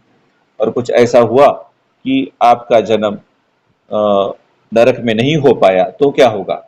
सच्चे मनुष्यत्वम आगच्छति यत्थ यत्थ पचा जायति अपभोगो होती। तो मनुष्य जाति में किसी पुण्य के कारण आपका जन्म हुआ और आपने पिछले जन्म में श्रमण और ब्राह्मणों को दान नहीं दिया है तो आप एक दरिद्री गरीब घर में आपका जन्म होगा, गरीब ही रहोगे आप अगले जन्म में। अपभोग संवत्तनिका ऐसा मानव पटिपदा यदिदम। अगर इस जन्म में कोई आदमी गरीब है तो मानव उसका कारण यही होता है कि न दाता होती समणस्स वा ब्राह्मणस्स वा अन्नम पानम वत्थम यानम माला गंध विलेपनम सेय्या वसथ पदीपेयम। तो आपने पिछले जन्म में किसी श्रमण को या किसी भी ब्राह्मण को अन्न का दान नहीं दिया, पेय का दान नहीं दिया, वस्त्र का दान नहीं दिया, वाहन का दान नहीं दिया, माला का दान नहीं दिया, गंध का दान नहीं दिया, विलेपन का दान नहीं दिया, शैया का दान नहीं दिया, गहर का दान नहीं दिया और दिए का दान नहीं दिया। अगर ये दान आप नहीं देते हो तो आप इस जन्म में गरीब होते हो। इसका यही कारण होता है। इदपन मानव एकच्छो इत्थीवा पुरुषो वा दाता होति समणस्स वा ब्राह्मणस्स वा अन्नं पानं वत्थं यानं माला गंध विलेपनम सेय्या वसत पदीपेयं। और यहाँ हे मानव, कोई स्त्री होती है या कोई पुरुष होता है, वो दान देता है श्रमण को या ब्राह्मण को, अन्न का दान देता है, पेय का दान देता है, वस्त्र का दान देता है, वाहन का दान देता है, माला का दान देता है, गंध का दान देता है, विलेपन का दान देता है, शैया का दान देता है और दिए का दान देता है। सोतेन कम्मेन एवं समत्तेन एवं समाधिन्नेन कायस्य भेदा परम मरणा सुगतिम सग्गम लोकम उपपज्यति। तो उस कर्म से काया छोड़कर जब वो मृत्यु को प्राप्त होता है तो उसकी सुगति होती है, वह स्वर्ग लोक में उत्पन्न होता है। नोचे कायस्य भेदा परम मरणा सुगतिम सग्गम लोकम उपपज्यति। अगर किसी कारण से मृत्यु के बाद वह स्वर्ग में नहीं जा पाता तो क्या होता है? सचे मनुस्सत्तम आगच्छति यत्थ यत्थ पच्चा जायति महाभोगो होती। जब वो मनुष्य के जन्म में उत्पन्न होता है तो जहां जहां भी वो उत्पन्न होगा उसे महाभोग मिलेंगे। किसी किसी को बोलते हैं कि इसके जीवन में राजयोग है, जहां भी जाएगा उसे सब कुछ मिलेगा। तो उसका कारण क्या होता है? महाभोग संवर्तनिका ऐसा मानव पटिपदा एदिदम। तो ऐसे राजयोग का, ऐसे महाभोग मिलने का उस मनुष्य को क्या कारण होता है? दाता होती समणस्स वा ब्राह्मणस्स वा अन्नम पानम वत्थम यानम माला गंध विलेपनम सेय्या वसत पदीपेयम। इसका यही कारण होता है कि उसने श्रमणों को और ब्राह्मणों को दान दिया हुआ होता है। कैसा दान? अन्न का दान, पेय का दान, वस्त्र का दान, वाहन का दान, माला का दान, गंध का दान, विलेपन का दान, शैया का दान, घर का दान और दिए का दान। किसी एक साधक ने मुझे कहा कि बिल गेट्स ने ये सब कुछ किया होगा। तो मैंने कहा हाँ, वो बहुत ही दानशूर है। आप भी दानशूर बन सकते हो अलग अलग प्रकार से। भगवान ने कहा कि अगर आप अन्न का दान देने के लाभ जान जाओ तो आप कभी भी अकेले खाना नहीं खाओगे। आप हमेशा आपका जो खाना है वो किसी न किसी के साथ बांटकर ही खाओगे। भिक्षुओं को अन्नदान देना, यह भी एक अन्नदान का प्रकार है। जब आप अन्न बना रहे हो तो अन्न को बनाते समय मंगल मैत्री के साथ उस अन्न को तैयार करो। बहुत सारे प्यार के साथ, बहुत सारे अच्छेपन के साथ, आनंद आपके हृदय में जगाते हुए, खुशी जगाते हुए उस भोजन को तैयार करो। और जब उस भोजन का दान देते हो तो उस दान देते समय भी हृदय में मैत्री रखो, प्यार रखो। और जब आपका दान देना पूर्ण होता है और जब आप उस दान देने को याद करते हो तब भी अपने मन में खुशी जगाओ और कहो, ओ मैंने एक बहुत अच्छा पुण्य का कार्य किया है, मैं बहुत खुश हूं। एक भिक्षु होने के कारण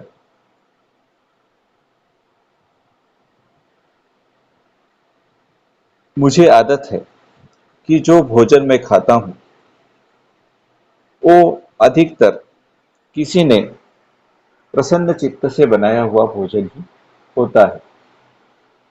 मैं थोड़ा सा खा लेता हूं और पूरा दिन मैं उसके ऊपर निर्भर रह सकता हूं। और जब मैं देखता हूं कि किसी दिन ऐसा अन्न आया है जो प्रसन्न चित्त से नहीं बनाया गया, तो मैं वो नहीं खा सकता। मैं उन दोनों भोजनों में जो अंतर है उसे देख सकता हूं कि यह भोजन प्यार के साथ नहीं बनाया गया है। बस एक और चख के देख ली और समझ जाता हूं कि यह अन्न प्यार से नहीं बनाया गया है। ऐसा अन्न खाने से पेट दर्द हो सकता है। जब कोई कोई व्यक्ति मुझे कोई चीज देना चाहता है तो मैं उसे ना नहीं कह सकता, मुझे स्वीकारना ही पड़ता है। और यह मेरे लिए एक बहुत कठिन पाठ होता है। देना कई बार आसान होता है लेकिन हर चीज लेना हर बार आसान नहीं होता। कई बार वो बहुत कठिन होता है। बट परंतु एक भिक्षु होने के नाते मुझे ये सीखना होता है कि जो भी चीज मुझे दान में मिले उसे मैं स्वीकार करूं, चाहे मैं उसका उपयोग करूं, प्रयोग करूं या न करूं। पर मुझे उसे स्वीकार करना जरूरी है ताकि देने वाले को उसका पुण्य मिले। जब मैं ब्रह्म देश में था तो कुछ समय के लिए मैं एक बहुत छोटे से गांव में था और बहुत ही धट्टा कट्टा ऊंचा अमेरिकन भिक्षु था। सभी ग्रामवासी चाहते थे कि मुझे दान दे और जब मैं भिक्षा के लिए निकलता था तो मेरे पास हमेशा इतना भोजन इकट्ठा हो जाता था कि मैं 5 लोगों को खिला सकूं। जब मैं बिहार में वापस आता था तो सब चीजें इकट्ठा करके उसमें से जितनी मैं खा सकता था उतनी निकाल लेता था और फिर एक तबक में बाकी सारी चीजें रख देता था और फिर उस गांव में जो गरीब से गरीब परिवार था उनके पास जाकर उन्हें वो अन्न दे आता था और उन्हें भी ये कहता था कि वो भी इस भोजन को किसी के साथ बांटकर खाए। मैं कुछ देश ऐसे जानता हूं जहां पर भिक्षु खाना खाने के बाद बचा हुआ खाना फेंक देते हैं। मैं वैसा नहीं कर सकता और विशेषतः जब मैं ब्रह्म देश जैसे गरीब देश में होता हूँ। ब्रह्म देश में कई लोग बहुत गरीब होते हैं लेकिन फिर भी वो भिक्षु को दान देना चाहते हैं, चाहे एक आलू हो या चाहे एक मूंगफली, उतना भी उनके लिए बहुत अधिक होता है। मैं उन्हें ना कैसे कह सकता हूँ। मैं उसे स्वीकार करता हूँ पर देखता हूँ कि मैं खा भी न पाऊं तो कोई और उसे खाए। अगर अन्न खराब हो जाता है कोई उसे नहीं खाता, लेकिन उन देशों में अन्न रोज नया बनाया जाता है और जब भी ब्रह्म देश में सुबह सुबह मैं 8 बजे निकलता था ताकि उन लोगों को खाना बनाने का समय मिले और जब भी मैं अपना खाना खत्म करता था भिक्षाटन के बाद तब 10 बज जाते थे। तो उसके तुरंत बाद मैं बचा हुआ खाना लेकर उन गरीब परिवार के पास जाता था।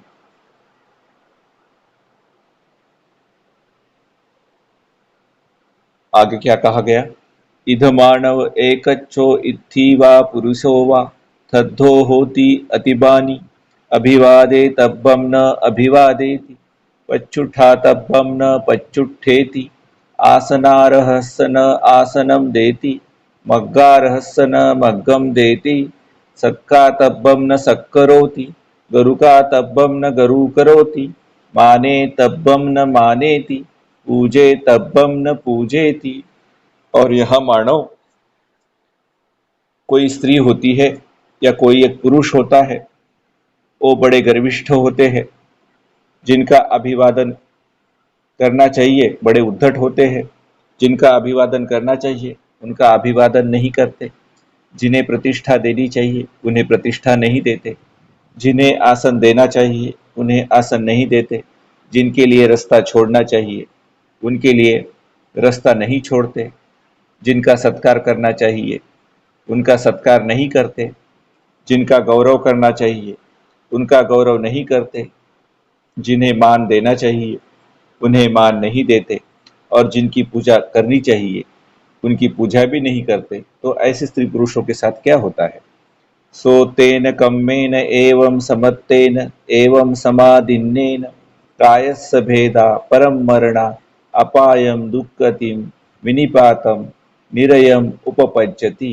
तो काया छोड़ने के बाद जब उनकी मृत्यु होती है तो वो दुर्गति को चले जाते हैं, विनिपात में, निरय में, नरक में चले जाते हैं। नोचे कायस्य भेदा परम मरणा अपायम दुर्गतिम विनिपातम निरयम उपपज्जति। अगर किसी कारण से मरने के बाद वो दुर्गति में नहीं जा पाए, नरक में नहीं जा पाए, तो क्या होता है? सचे मनुसत्तम आगच्छति यत्थ यत्थ पच्चा जायति नीच कुलीनो होती। अगर वो मनुष्य लोक में पैदा होते हैं और जहाँ जहाँ भी पैदा होते हैं नीच कुल में ही पैदा होते हैं। नीच कुलीन संवत्तनिका ऐसा मानव पटिपदा यदीदम। और उनके नीच कुल में जन्म होने का कारण क्या होता है? थद्धो होती अतिमानी अभिवादे तब्बम न अभिवादेति पच्छुठा तब्बम न पचुट्ठेति आसनारहस्य न आसनम देति मग्गारहस्य न मग्गम देति सक्का तब्बम न सक्करोति गरुका तब्बम न गरु करोति माने तब्बम न मानेति पूजे तब्बम न पूजेति। उनके नीच कुल में जन्म लेने का कारण यही होता है कि वह उद्धट होते हैं, गर्विष्ठ होते हैं, जिनका अभिवादन करना चाहिए उनका अभिवादन नहीं करते, जिनको प्रतिष्ठा देनी चाहिए उन्हें प्रतिष्ठा नहीं देते, जिनको आसन देना चाहिए उन्हें आसन नहीं देते, जिनके लिए रास्ता छोड़ना नहीं चाहिए उनके लिए रास्ता नहीं छोड़ते, जिनका सत्कार करना चाहिए उनका सत्कार नहीं करते, जिन्हें गौरव देना चाहिए उनका गौरव नहीं करते, जिन्हें मान देना चाहिए उनका मान नहीं रखते, और जिनकी पूजा करनी चाहिए उनकी पूजा नहीं करते।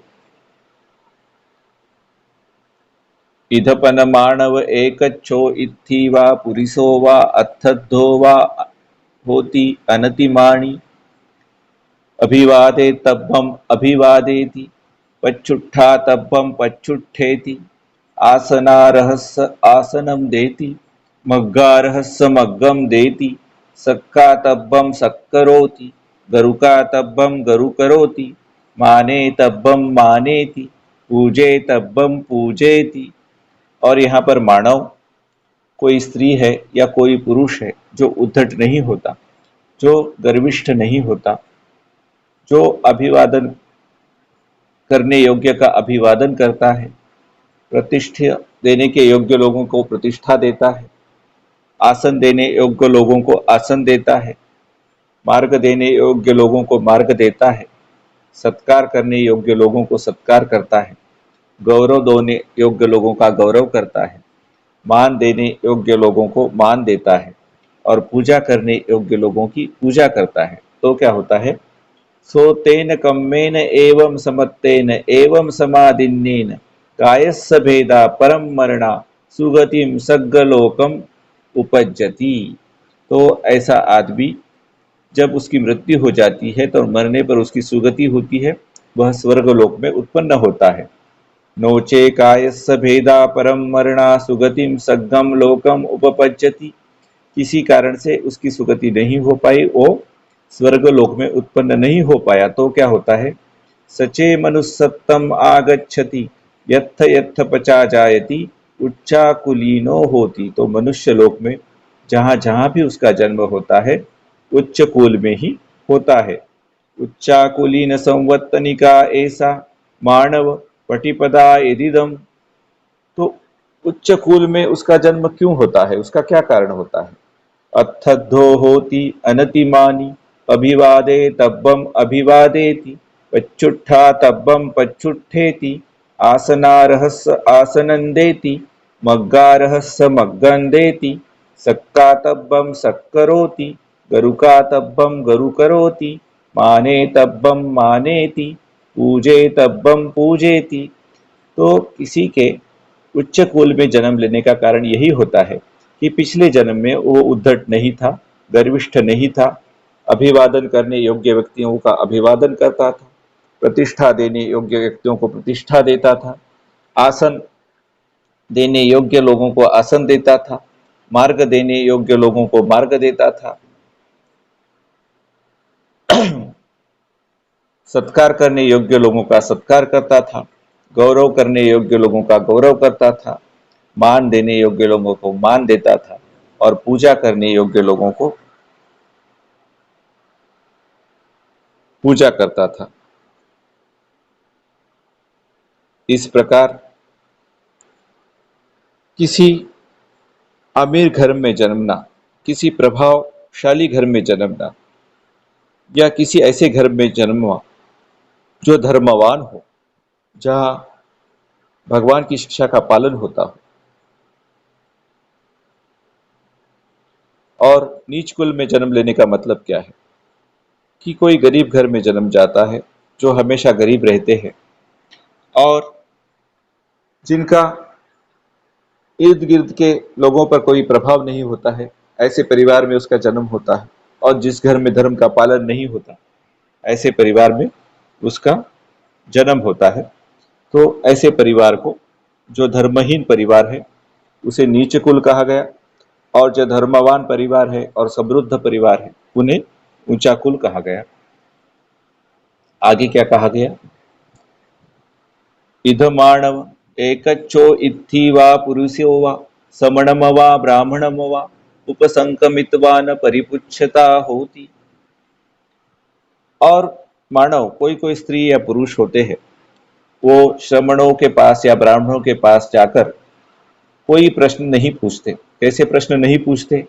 किम भन्ते कुशलम, किम अकुशलम, किम सावज्जम, किम अनवज्जम, किम सेवितव्यम, किम न सेवितव्यम, किम मे करीयमानम दिघरत्तम अहिताय दुखाय होति, किम वा पनमे करीयमानम दिघरतम हिताय सुखाय होती थी। ऐसे प्रश्न नहीं पूछते जाकर ब्राह्मण और श्रमण के पास कि भन्ते, कुशल क्या है और अकुशल क्या है, पुण्य क्या है और अपुण्य क्या है, सावज्य क्या है, करने योग्य चीज क्या है, अनवज्य क्या है और करने अयोग्य चीज क्या है, सेवितव्यम, लेने योग्य चीज क्या है, किम न सेवितव्य, और न लेने योग्य चीज क्या है, और क्या चीज करने से दीर्घ काल तक अहित होता है, दुख होता है, और क्या चीज करने से मेरे लिए दीर्घ काल तक हित वाली होगी और सुख वाली होती।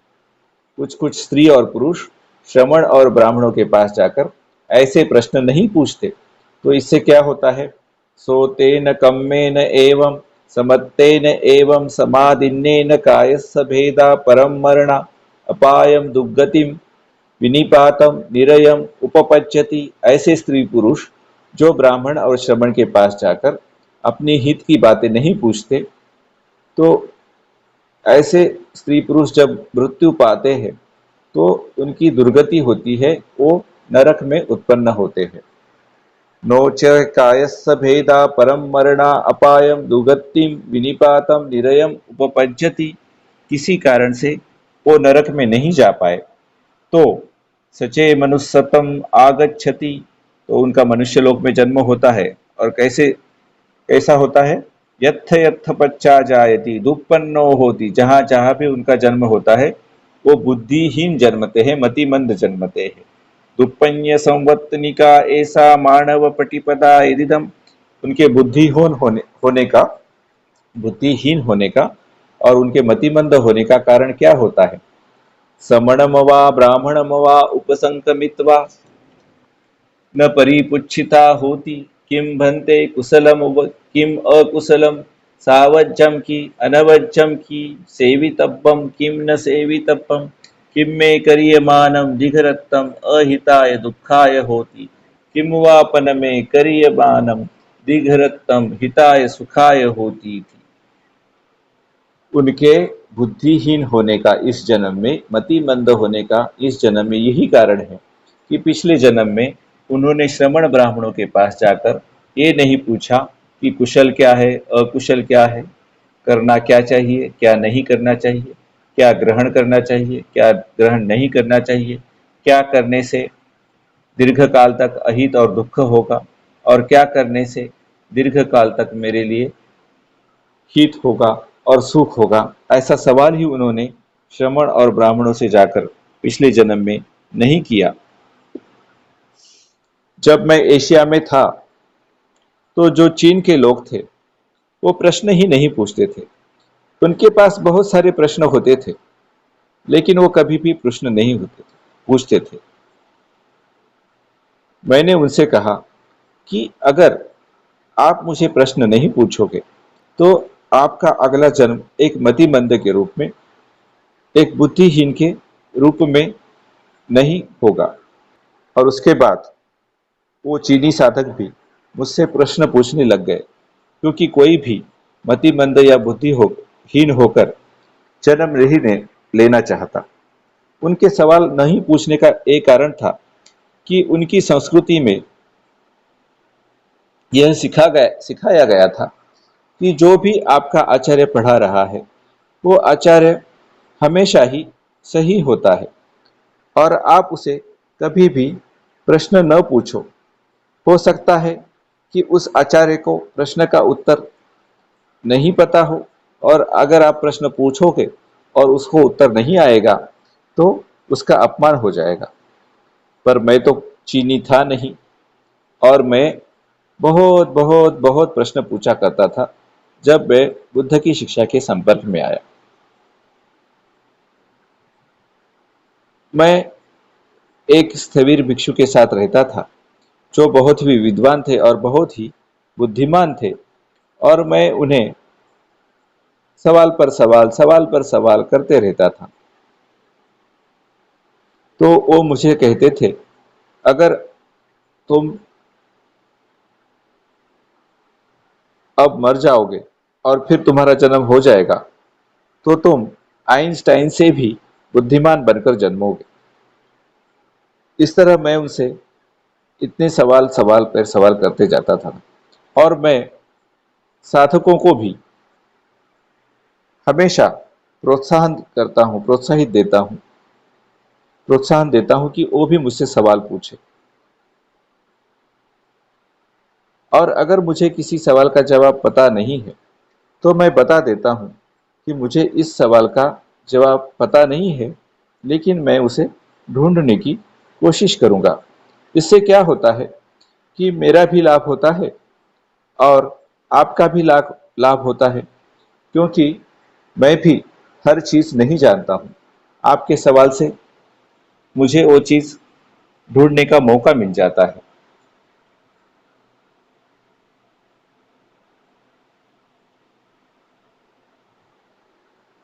भगवान की शिक्षा किसी अन्य संप्रदाय से लड़ने के लिए नहीं।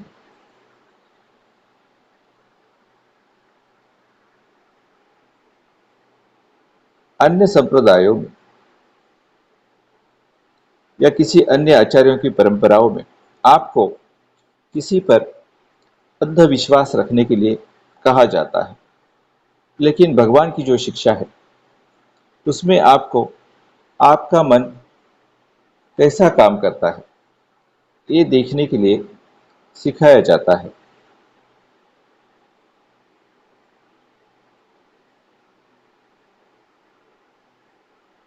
आपको मंगल मैत्री देने के लिए सिखाया जाता है, और जैसे जैसे आपका मन गहराई में चला जाता है, अब आप पहले पहले आध्यात्मिक साथियों को मंगल मैत्री दे रहे हो। जैसे जैसे मन गहराई में चला जाएगा तो हम आपको बताएंगे कि आपको आपके परिवार वालों को कैसी मैत्री देनी है। और अभी जब आप साधना में बैठते हो तभी आप आध्यात्मिक साथी को मंगल मैत्री दो, लेकिन जब आप साधना में नहीं बैठे हो, इधर उधर घूम रहे हो और दिन भर में दूसरा कोई काम कर रहे हो, तो फिर आप अपने परिवार वालों को मंगल मैत्री दे सकते हो और उनके लिए मंगल कामना कर सकते हो। उसके आगे क्या कहा गया? इधपन मानव एकच्चो इत्थि वा पुरिसो वा समणम वा ब्राह्मणम वा उपसंकमित्वा परिपुच्छिता होती। और फिर मानव, कोई स्त्री है या पुरुष है, वो किसी श्रमण के पास या किसी ब्राह्मण के पास जाकर पूछते हैं, किम भन्ते कुशलम, कि अकुशलम, पुण्य क्या है और पाप क्या है, किम सावज्जम किम अनवज्जम, कौन सी चीज़ करनी चाहिए और कौन सी चीज़ नहीं करनी चाहिए। किम सेवितव्यम किम न सेवितव्यम, क्या लेना चाहिए और क्या नहीं लेना चाहिए। किम में करियमानम दिघरत्तम अहिताय दुखाय होती, ऐसी क्या चीज़ें हैं जिसे करने से मेरे लिए दीर्घ काल तक अहित होगा और दुख आएगा। किम वापन में करियमानम दीघरत्तम हिताय सुखाय होती थी, और ऐसी कौन सी चीज़ें हैं जिन्हें करने से मेरे लिए दीर्घ काल के लिए हित होगा और सुख होगा। सो तेन कम्मेन एवं समत्तेन एवं समादिन्नेन कायस्स भेदा परम मरणा सुगतिम सग्गम लोकम उपपज्यति। तो उनके इस कर्म से जब उनकी मृत्यु होती है, जब वो शरीर को छोड़ते हैं, तो उनकी सुगति होती है, वो स्वर्ग लोक में उत्पन्न होते हैं। नोचे कायस्स भेदा परम मरणा सुगतिम सग्गम लोकम उपपज्यति। अगर किसी कारण से शरीर छोड़ने पर, मरने के बाद वो सुगति को प्राप्त नहीं कर सके, स्वर्ग लोक को प्राप्त नहीं कर सके, तो सचे मनुसत्तम आगच्छति, वो मनुष्य लोक में उत्पन्न होते हैं। यत्थ यत्थ पच्चा जायति, और जहाँ जहाँ भी उत्पन्न होते हैं। महापन्यो होती, अच्छे बुद्धि वाले बनकर, बुद्धिवान होकर उत्पन्न होते हैं। महापन्य संवत्तनिका ऐसा मानव पटिपदा यदिदम, उनके बुद्धिमान होने का, अति बुद्धिमान होने का मानव क्या कारण होता है। सवर्णम वा ब्राह्मणम वा उपसंकमित्वा परिपुच्छता होती। किम भन्ते कुशलम अकुशलम, क्योंकि वो श्रमण और ब्राह्मणों के पास जाकर पूछते हैं कि भन्ते, पुण्य क्या है और पाप क्या है। किम सावज्जम किम अनवज्जम, किस चीज को करना चाहिए और किस चीज को नहीं करना चाहिए। किम सेवितव्यम किम न सेवितव्यम, कौन सी चीजें ग्रहण करनी चाहिए और कौन सी नहीं लेनी चाहिए। किम में करियमानम दिघरत्तम अहिताय दुखाय होती, किन चीजों को करने से दीर्घ काल के लिए मेरा अहित और दुख होगा। किम वापन में करियमानम दिघरत्तम हिताय सुखाय होती थी, और किन चीजों को करने से मेरा दीर्घ काल तक हित ही होगा और सुख ही होगा। यही तो मेरे आचार्य मुझे बताते थे कि मैं जग का सबसे बुद्धिमान आदमी बनूंगा, क्योंकि मैं इतने सारे प्रश्न पूछता हूं, और मेरे जो साधक है वो भी बहुत बहुत बहुत बुद्धिमान बनने वाले हैं।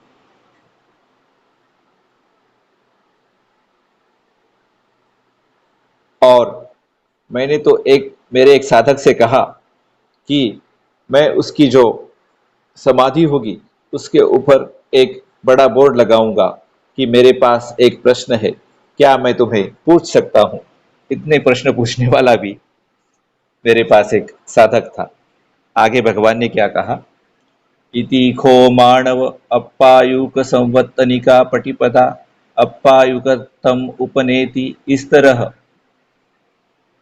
हे मानव, हे ब्राह्मण विद्यार्थी, अल्पायु होने का कारण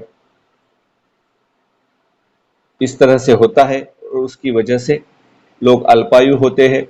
दीर्घायुक संवत्तनिका पटिपदा दीर्घायुकतम उपनेति, दीर्घायु होने के कारणों की वजह से ही लोग दीर्घायु होते हैं।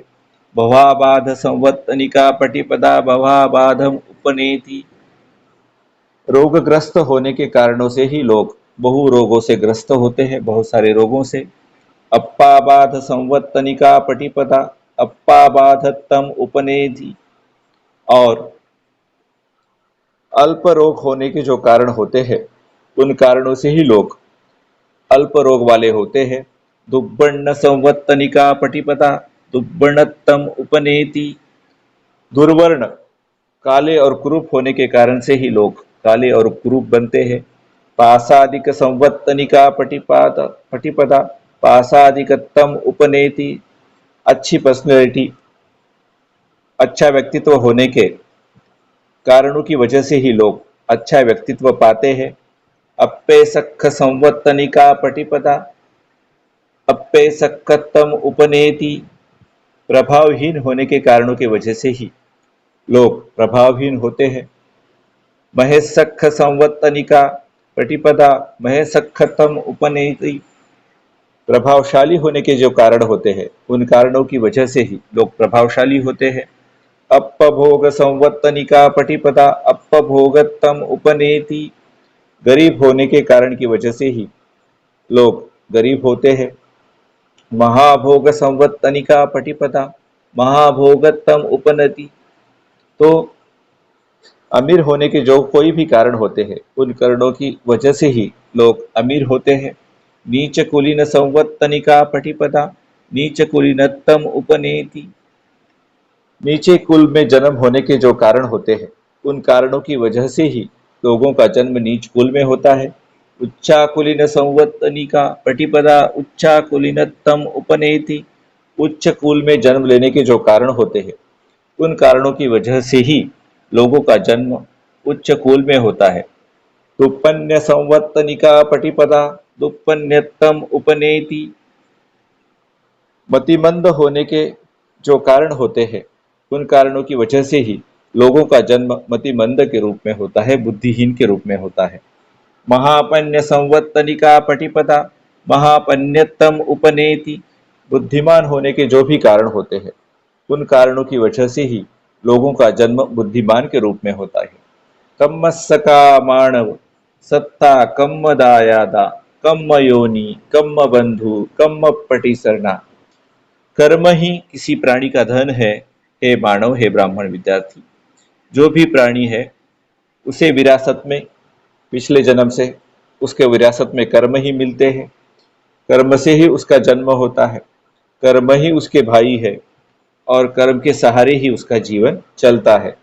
कम्मम सत्ते विभजति यदिदम। कर्म के कारण ही जो है प्राणियों में विभाग होते हैं।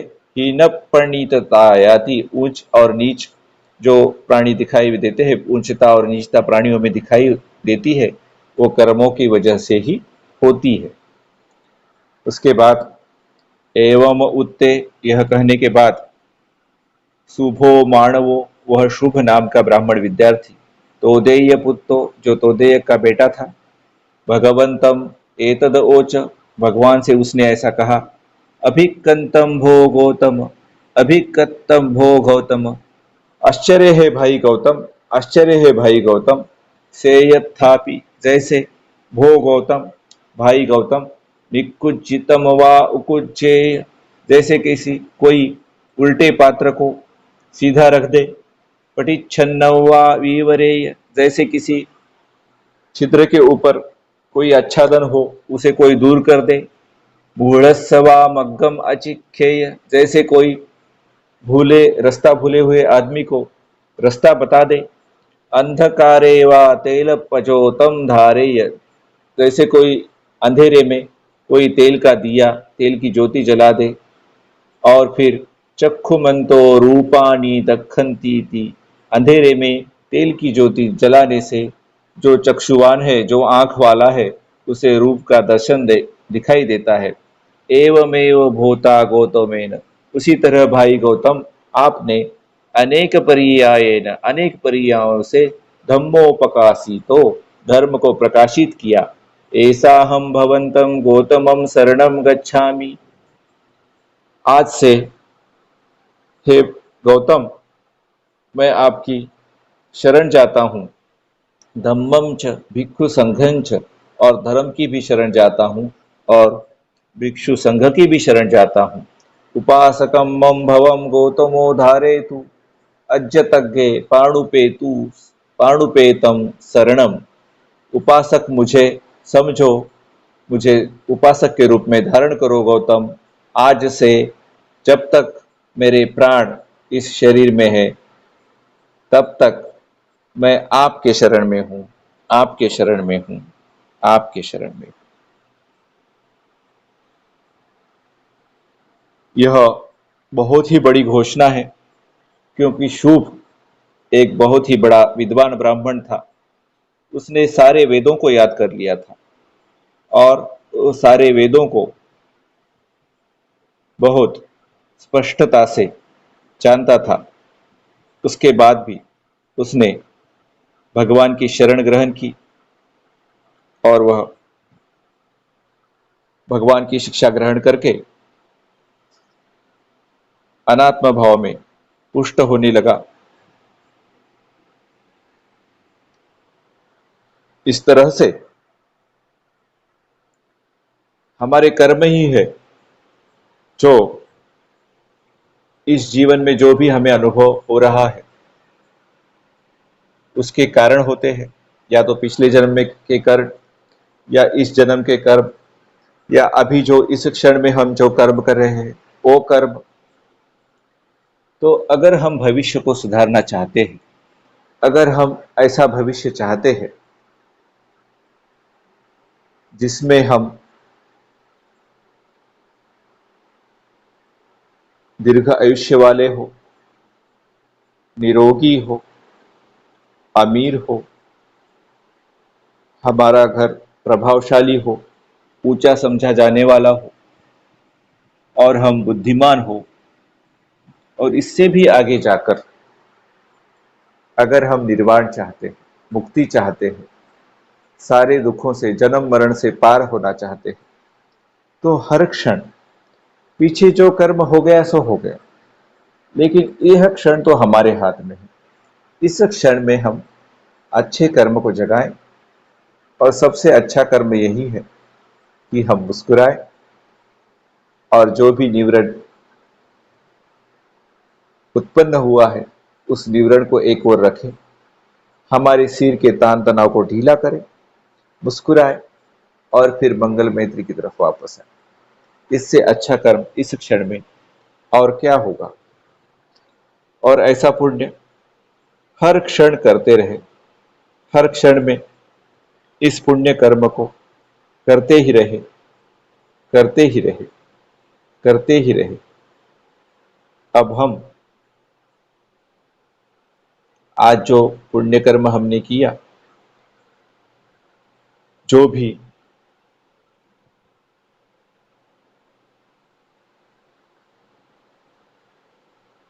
धर्म की चर्चा हमने की और जो भी साधना हमने की, उस पुण्य कर्म को अब हम बांटेंगे। उसके लिए जो भी गाथा है उसे कहेंगे। दुःख पत्ताच निर्दुःखा, भय पत्ताच निर्भया, शोक पत्ताच निःशोका, हन्तु सर्वेऽपि पाणिनो, एतावता च अम्मेहि तभन्तं पुण्यसम्पदम्, सब्बे देवा अनुमोदन्तु सब्बसम्पत्तिसिद्धिया, आकाशट्ठा च भुम्मट्ठा, देवानागा महिद्धिका, पुण्यं तम् अनुमोदित्वा चिरं रक्षन्तु लोकशासनम्। भवतु सर्वमङ्गलम्, भवतु सर्वमङ्गलम्, भवतु सर्वमङ्गलम्।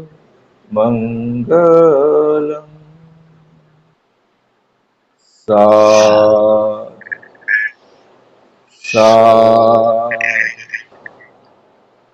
साधु।